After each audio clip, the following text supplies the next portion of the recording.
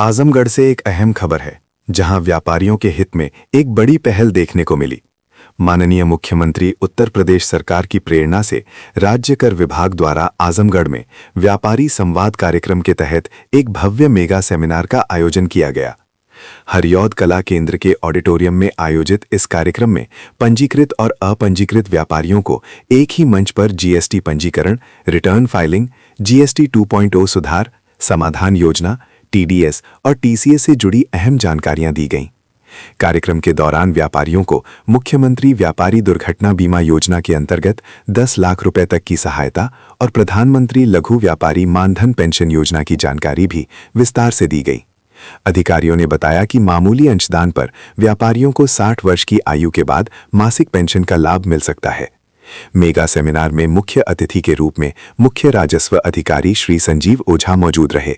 वहीं राज्य कर विभाग के संयुक्त आयुक्त श्री राम सरोज सहित कई विभागों के वरिष्ठ अधिकारी, टैक्स बार के अधिवक्ता, चार्टर्ड अकाउंटेंट, व्यापार मंडल के पदाधिकारी और बड़ी संख्या में व्यापारी कार्यक्रम में शामिल हुए।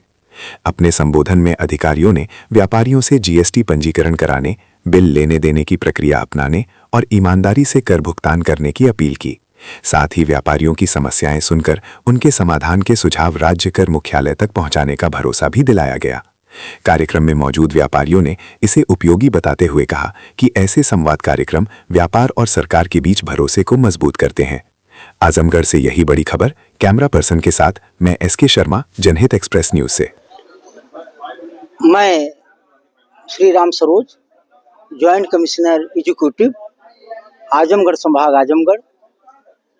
सर्वप्रथम तो आज इस व्यापारी संवाद कार्यक्रम के अवसर पर उपस्थित आप सभी मीडिया के बंधुगण, हमारे बीच उपस्थित व्यापार मंडल के पूरे जनपद के कोने कोने से आए हुए सम्मानित व्यापारीगण, हमारे बीच अन्य विभागों के अधिकारीगण, मुख्य अतिथि हमारे मुख्य राजस्व अधिकारी आदरणीय ओझा साहब और तमाम हमारे महानुभाव अधिवक्तागण तो बोल दिए, सभी का तहे दिल से स्वागत है, वंदन है, अभिनंदन है। आप सबने आकर के कार्यक्रम को सफल बनाया। माननीय मुख्यमंत्री जी की प्रेरणा से जो ये व्यापारी संवाद कार्यक्रम शासन और मुख्यालय और हमारे आयुक्त राजकर उत्तर प्रदेश लखनऊ के निर्देशन में प्रदेश के कोने कोने में आज के दिन और 28 तारीख को भी होगा, आयोजित किया गया है। इसके लिए उन्हें बहुत बहुत आभार और धन्यवाद। व्यापारी गणों द्वारा सुझाव लगभग 10-15 बिंदुओं पर दिए गए हैं, जिसमें से कुछ लिखित भी आए हैं और कुछ मौखिक दिए गए हैं। तो उनका कुछ एडजुडिकेशन को लेकर के है, कुछ धारा 161 को लेकर के है, कुछ धारा 73-74 को लेकर के है और कुछ जनरल बातें हैं। तो इस प्रकार से लगभग 10-12 सुझाव जो आए हैं उन्हें हम संकलित कर लिए हैं और आगे हम उन पर विचार करके मुख्यालय के निर्देशानुसार मुख्यालय को भेजा जाएगा।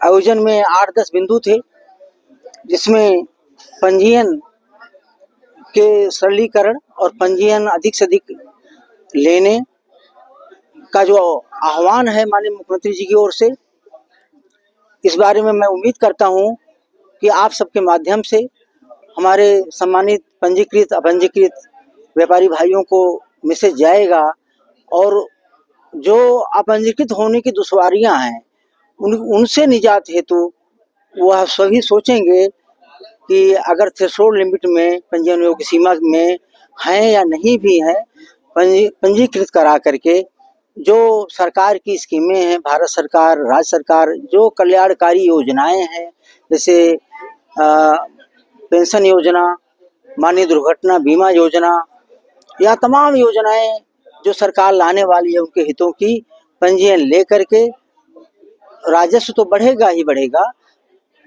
उनके जो हित हैं वो सधेंगे और वो कल्याणकारी योजनाओं से लाभान्वित हो सकेंगे। रिटर्न का सरलीकरण जो सरकार के एजेंडे में है, तरह तरह से समाधान योजना, तरह तरह से रिटर्न के सरलीकरण की बातें हैं। और जो सबसे बड़ी बात है, सरकार का जो कंट्रीब्यूशन हम सभी के लिए, आम जनों के लिए, आम व्यापारी भाइयों के लिए, छोटे और मझोले व्यापारियों के लिए जो जीएसटी 2.0 का जो नया दौर आया है, जो महंगाई की मार से निजात दिलाने के लिए सरकार ने जो सोचा, माननीय प्रधानमंत्री जी ने नवरात्रि के अवसर पर, दिवाली के अवसर पर जो 2.0 सरलीकरण का लाया, उससे कितने हमारे आम जन, व्यापारीगण, मझोले व्यापारीगण सभी लाभान्वित हुए। इसके लिए माननीय प्रधानमंत्री जी, माननीय मुख्यमंत्री जी सभी धन्यवाद के पात्र हैं। तो कल्याणकारी योजनाएं लाने वाले हैं, व्यापारियों के हितों की योजनाएं लाने वाले हैं। और हमारे आज का जो कार्यक्रम है कि कोई समस्याएं हो तो वो सुनी जाएं, कलेक्ट की जाएं, कोई समस्याएं हैं तो उन्हें बताई जाएं, ली जाएं और उनका समाधान किया जाए। और लिखित और मौखिक उनके सुझाव हैं, सुझाव को आगे बढ़ाया जाए। और उन सुझाव के तहत जो आगे की कुछ नीतियां, जिससे कि राजस्व भी बढ़े, राजस्व संग्रह बढ़े। मैंने कहा ही अभी कि राजस्व के लिए ही सरकार ये टैक्स लगाती है।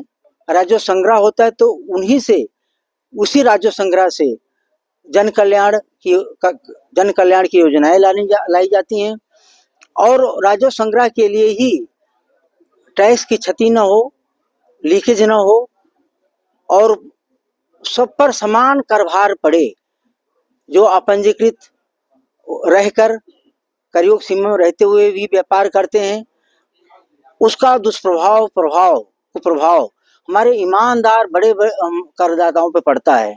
और वो विचलित होते हैं कि एक तरफ तो करवंचक हैं जो पंजीयन सेवा में हैं, फिर भी वो पंजीयन ना लेकर के लाभान्वित हो रहे हैं और उन पर मार पड़ रही है। तो हम सभी से आग्रह करते हैं कि जो हमारे पंजीकृत व्यापारी भाई हैं, जो अगर आपके आस पड़ोस जो जाने अनजाने गलतियों से डर करके अपनी मानसिकता में परिवर्तन ना होने की वजह से अपंजीकृत रहते हैं और वो लाभों से भी वंचित रहते हैं। सरकार का उद्देश्य यहाँ पर केवल संग्रह का नहीं है। संग्रह का उद्देश्य होता तो ये जो जीएसटी सुधार का 2.0 का लाया गया और उसमें जो लाभान्वित हुए, सरकार राजकोषीय घाटे में भी गई शुरू में, अब तो बढ़ना शुरू हो गया है। निश्चित रूप से जो सुधार हुआ वो आगे उसका परिणाम, सकारात्मक परिणाम और राजस्व की वृद्धि बहुत होगी। लेकिन यह स्पष्ट था कि शुरू में राजस्व की क्षति होगी, राजस्व का नुकसान होगा, राजकोषीय घाटा होगा। लेकिन सरकार उससे विचलित होने वाली नहीं है। सरकार प्रतिबद्ध है, जैसे किसान हितों के लिए वैसे हमारे व्यापारी भाइयों के लिए, व्यापारी हितों के लिए। और सरकार ये चाहती है कि, और वो यही चाहती है कि हम सभी जो सरकारी मशीनरी है कि आप व्यापारी भाइयों की बातें सुने, उनकी समस्याएं सुने, उनका समाधान करें। और कोई नीतिगत बातें आ रही हैं, सुझावात्मक बातें आ रही हैं जो जीएसटी काउंसिल को भी जाना चाहिए, तो वो कलेक्ट की जाए, मुख्यालय भेजी जाए। और जो आज लगाया गया है निश्चित रूप से कोने कोने से और आजमगढ़ संभाग से, आजमगढ़, मऊ बलिया और आजमगढ़ तीनों जनपदों से भी सुझाव भेजे जाएंगे।